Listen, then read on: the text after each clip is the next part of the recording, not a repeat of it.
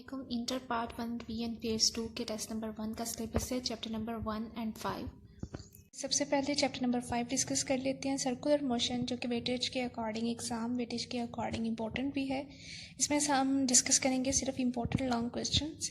अब सबसे पहला जो लॉन्ग क्वेश्चन है वो डिस्कस करते हैं। सबसे पहला लॉन्ग क्वेश्चन है सेंट्रीपिटल फोर्स का मोस्ट इंपॉर्टेंट टॉपिक है सेंट्रीपिटल फोर्स। सेंट्रीपिटल फोर्स में आप लोग याद रखिएगा कि एक normal straight path of the particle को या ऑब्जेक्ट को अगर हम बेंड करते हैं और इसे सर्कुलर पाथ में मूव करवाएं तो सर्कुलर पाथ में मूव करवाते वक्त जो फोर्स हम इसके ऊपर अप्लाई करेंगे वो आपके पास सेंट्रीपिटल फोर्स कहलाएगी। इसमें ये कंडीशन याद रखिए, जब ये ऑब्जेक्ट अपने एक्सिस के गिर्द रोटेट करेगा तो उस कंडीशन में सेंट्रीपिटल फोर्स की डायरेक्शन टुवर्ड्स द सेंटर, जबकि वेलोसिटी की डायरेक्शन अलोंग द टेंजेंट है। अब रिलेशन आपने निकालना है सेंट्रीपिटल फोर्स के लिए, तो इसके लिए कंडीशन जो डेरिवेशन आपकी बुक में मेंशन है उसमें ये पॉइंट याद रखिएगा। ये ऑब्जेक्ट पहले पॉइंट ए पे था, फिर ये रोटेट करता हुआ पॉइंट बी पे पहुंचा। उस टाइम पे इसने जो एंगल बनाया वो आपके पास डेल्टा थीटा है और ये डिस्टेंस डेल्टा एस। तो S equals R theta formula use करके आप डेल्टा थीटा लिख सकते हो, डेल्टा एस ओवर आर। अब इसमें अगर आपसे पूछा जाए पॉइंट ए पे इसकी डायरेक्शन क्या है और पॉइंट बी पे इसकी वेलोसिटी की डायरेक्शन क्या है, तो वेलोसिटी की डायरेक्शन इस तरह से आपकी बुक पे भी मेंशन है। इसके बाद नेक्स्ट आप लोगों ने मेंशन करनी है डेरिवेशन। तो एक्सेलरेशन का फार्मूला होता है change in volume over time, और इसी तरह से T S equals we T formula जो है इसी को यूज़ करके आप टी की वैल्यू निकाल सकते हो एस ओवर वी। ये टी की वैल्यू ये नंबर 1 में पुट करते हैं तो आपके पास ए इक्वल्स आ जाएगा we delta we over S. इसके बाद एक और ट्राइंगल आपकी बुक पे मेंशन है। इन दो ट्राइंगल्स को यहाँ पे कंपेयर करके आइसोसेलेस ट्राइंगल्स के अकॉर्डिंग रूल अप्लाई करते हुए, क्योंकि यहाँ पे याद रखिएगा एंगल AOB और एंगल QRP वो दोनों सेम है, यहाँ पे आप देख सकते हो। तो यहाँ पे आप लोगों ने कंडीशन क्या याद रखनी है कि V1 इक्वल है V2 इक्वल V, यानी रिजल्टेंट वेलोसिटी भी इनकी ऑलमोस्ट इक्वल है, और OA इक्वल है OB। इस कंडीशन में देखो तो आपके पास जो दोनों ट्राइंगल्स हैं ये आइसोसेलेस है। ट्राइंगल OAB नियरली इक्वल है ट्राइंगल PQR। तो उस कंडीशन में हम आइसोसेलेस ट्राइंगल के लिए जो थ्योरम पढ़ा है वो अप्लाई करेंगे। Delta V over V equal आ जाएगा AB ओवर R, और इसी पॉइंट को यूज़ करते हुए यहाँ से डेल्टा V की वैल्यू निकालें तो आपके पास बनेगा AB V over R। AB की वैल्यू जैसे आपकी बुक पे मेंशन है, AB की वैल्यू आप S पुट करोगे। इसके बाद आप जब इस वैल्यू को इक्वेशन में पुट करोगे V वाले फार्मूला में, तो AC इक्वल्स आ जाएगा V स्क्वायर ओवर R। ये AC बेसिकली सेंट्रीपिटल एक्सेलरेशन है। इसके बाद फोर्स का फार्मूला यूज़ करें, यहाँ पे AC की वैल्यू पुट करते हैं तो FC की वैल्यू सेंट्रीपिटल फोर्स की वैल्यू आ जाएगी mv स्क्वायर ओवर R। और अगर आप सेंट्रीपिटल फोर्स मेंशन करो in term of angular velocity तो V की जगह पे R ओमेगा पुट करोगे, और ओवर R आपके पास फोर्स आ जाएगी m ओमेगा स्क्वायर R। अब मेंशन कर लेते हैं सेंट्रीफ्यूगल फोर्स। सेंट्रीफ्यूगल फोर्स जो है वो इक्वल होती है मैग्नीट्यूड में, बट अपोजिट डायरेक्शन में होती है सेंट्रीपिटल फोर्स। यानी अगर सेंट्रीपिटल फोर्स ये सेंटर की तरफ लेके आ रही है तो सेंट्रीफ्यूगल फोर्स इसके बिल्कुल अपोजिट डायरेक्शन में अप्लाई होगी। ठीक है, दोनों की डायरेक्शन एक दूसरे के अपोजिट है।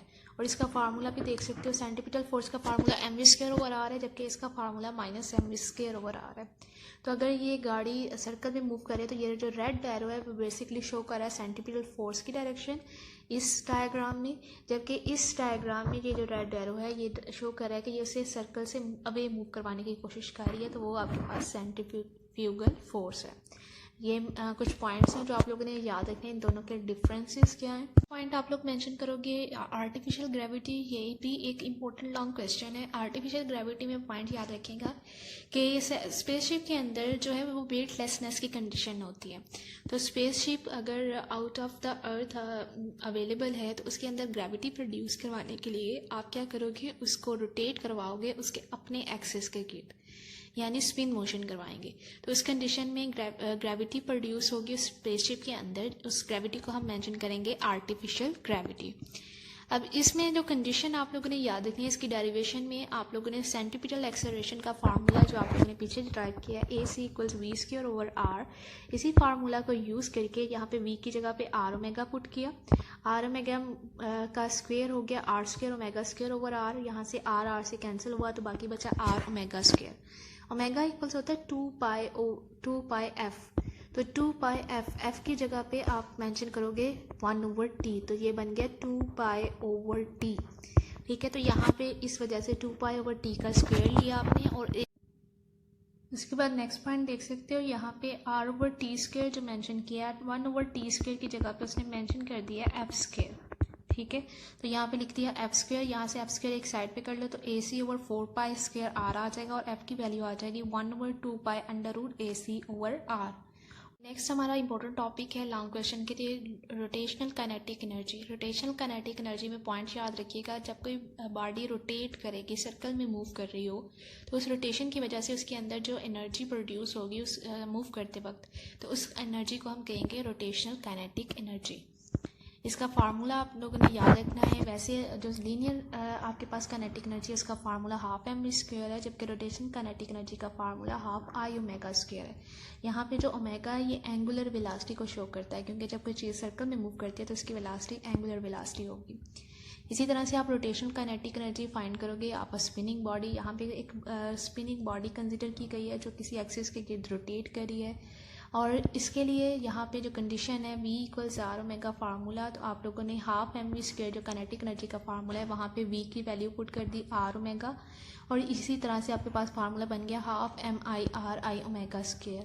इसी तरह से अगर इसके नंबर ऑफ मॉलिक्यूल्स हैं तो इन सब को एडअप कर दें, तो आपके पास एडअप करने से हाफ mr²⍵² आएगा, और r² यहाँ पे mr² जो है वो इक्वल है I के, इनर्शिया के।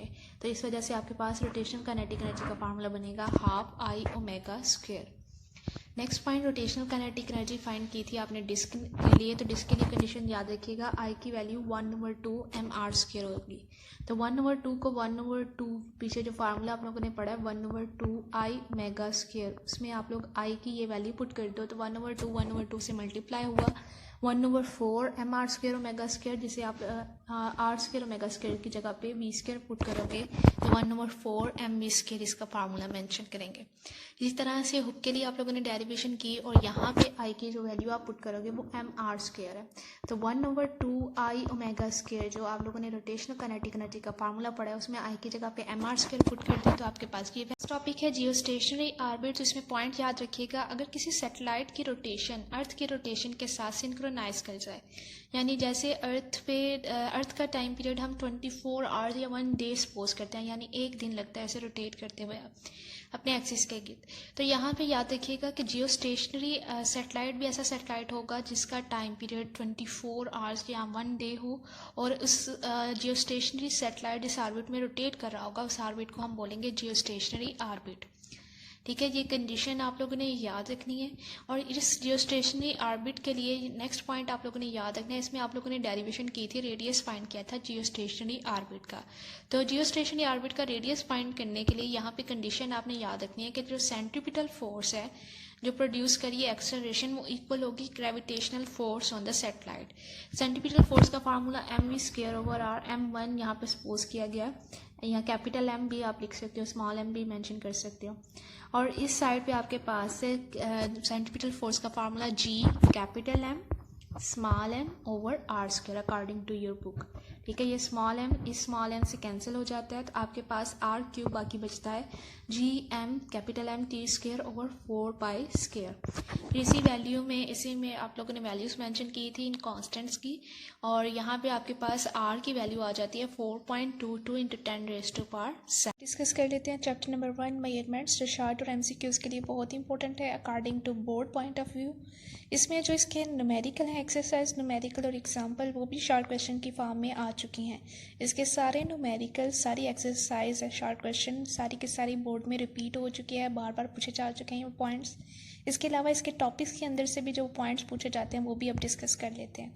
जी, सबसे पहले आप फिजिक्स की डेफिनेशन, इसकी ब्रांचेस मेंशन करोगे, शॉर्ट में बहुत इंपॉर्टेंट है। इसी तरह से फ्रंटियर्स भी इसमें मेंशन करने हैं, फिजिकल क्वांटिटीज़, इसकी डेफिनेशन, इसकी ब्रांचेस, इसके साथ साथ इनके यूनिट्स मेंशन करेंगे, बेस यूनिट और supplementary unit, derived unit. Supplementary units में 2 टाइप्स हैं, रेडियन और स्टे रेडियन, ये मोस्ट इंपॉर्टेंट है। डिराइव्ड यूनिट्स भी आप मेंशन करोगे for MCQs।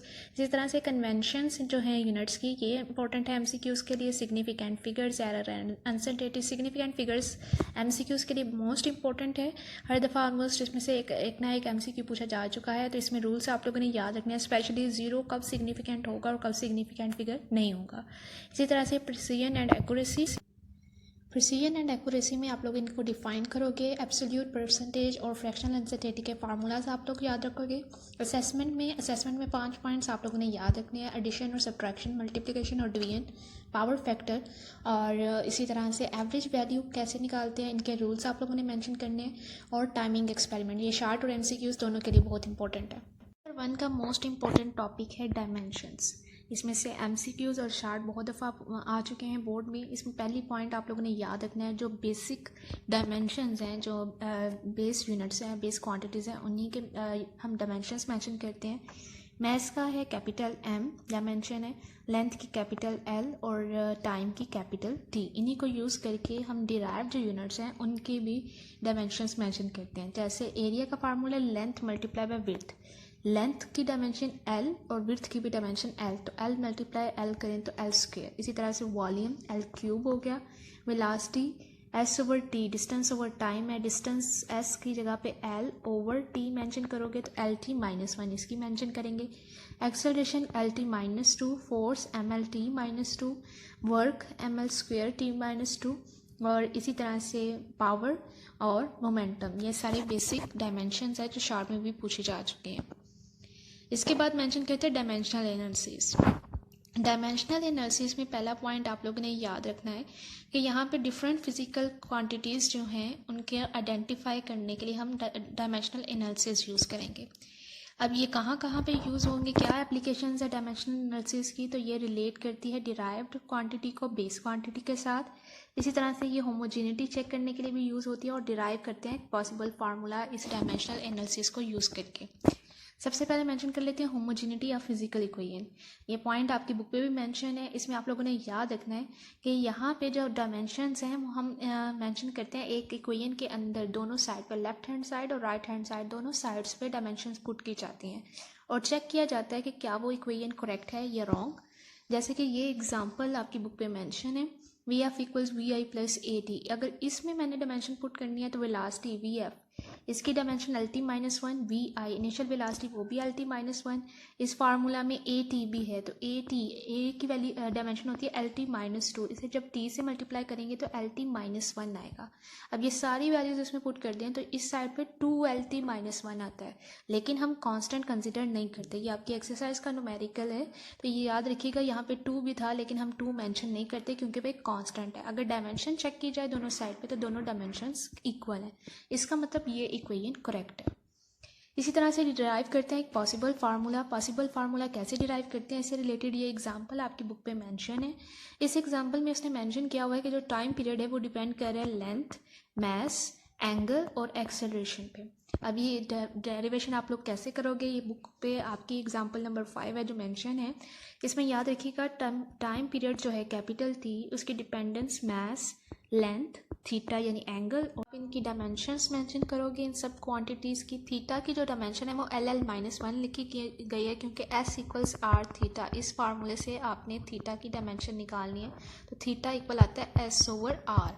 S distance L और R रेडियस, वो भी लेंथ ही शो कर रहा है, L/L यानी LL -1 उसकी जगह पे मेंशन कर सकते हैं।